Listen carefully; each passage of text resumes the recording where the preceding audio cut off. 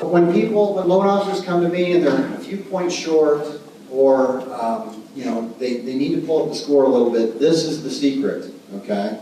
This is the secret that I use to help people improve their score quickly without having anything negative, impact their score. A lot of times people will pay a collection and that will pull the score down. I'll talk about that in a second, a little bit more.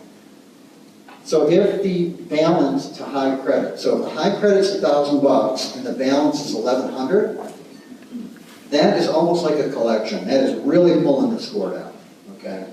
But if you can bring that down just to 90%, that score is going to improve. But the thing that people miss is if they just went to 89%, they're going to get a few more points than if they stop at 90. And many times that's just maybe $5 or $10 to pull it down to the next percentage point. So same thing, if they get to 80%, that's good. But then if they go down to 79, they get a few more points. So why wouldn't you just go to 79? So people will say, pay your balances down to 30%.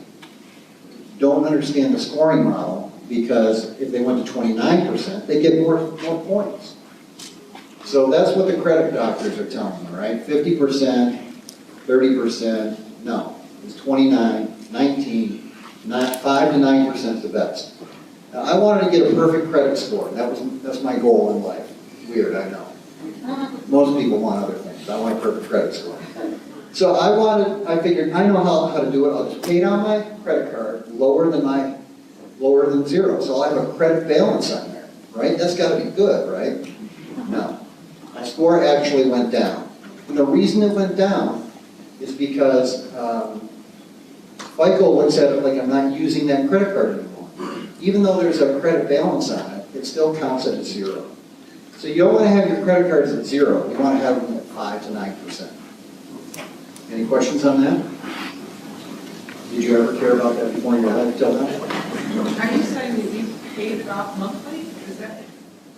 Well, here's the thing, okay? There's the Ramsey version of that, and then there's this, okay?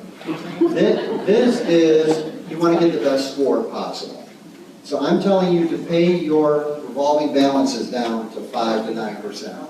On the reporting date, I'll talk about more on that in a second, but on the reporting date, you want it 5 to 9%. And then as soon as the reporting date goes by, you pay it off.